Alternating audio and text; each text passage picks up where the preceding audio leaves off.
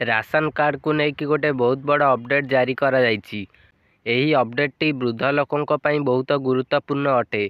सरकार वृद्ध लोकंकर समस्या को देखिकी एही भली अपडेटटी आनिचंती।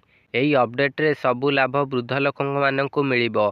जदि आपणकर बापा माँ वृद्ध हो जाइचंती कि आपणकर जेजेमा कि जेजेबापा वृद्ध अछंती सेमाने चाउल आनियापु जाई पारुनांती डीलर को पाखकु, सेथिपई सरकार एहार सल्यूशन बाहर कर देइचंती। वृद्ध लोकों पई सुविधा कर देइचंती। कौन सुविधा कर देइचंती एबे चलंतु जानिबा।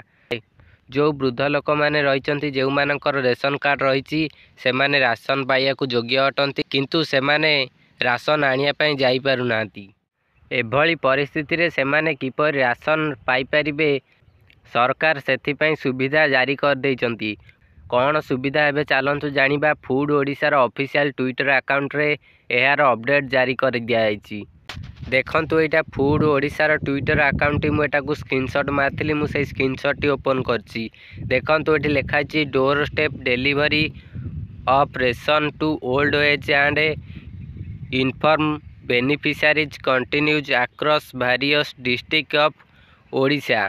आपण जदि वृद्ध आपण चाली बुली पारुनांती रेशन पई आपण जाई परिबेनी, सेथिपई आपणक घरे आसी याकू डेलीवर करि दिया जिवो। जो चाउल गहम जहाँ भी किछि रेशन कार्ड रे प्रदान करुचंदी सरकार, सेही रेशन कार्ड जहाँ भी किछि मिलुची से सब गुड़िक आपणक घरे डेलीवर होई जिवो। देखंतु एठी किछि फोटो मध्य दे दिया जायछि। देखंतु तांकर फिंगरप्रिंट निया जाउची। फिंगरप्रिंट नै सेमानकु चाउल प्रदान करा जाउची। आपणक घरे जदि के वृद्धावस्था रे अछंती तेबे तांकु डीलर को पाखकु न नै सी आपणक घरे फिंगरप्रिंट स्कैन करी आपणकु चाउल देई देई जिबे। वृद्धावस्था लोक मानकर एही समस्या को देखी सरकार एही भली सॉल्यूशन बाहर करिचंती।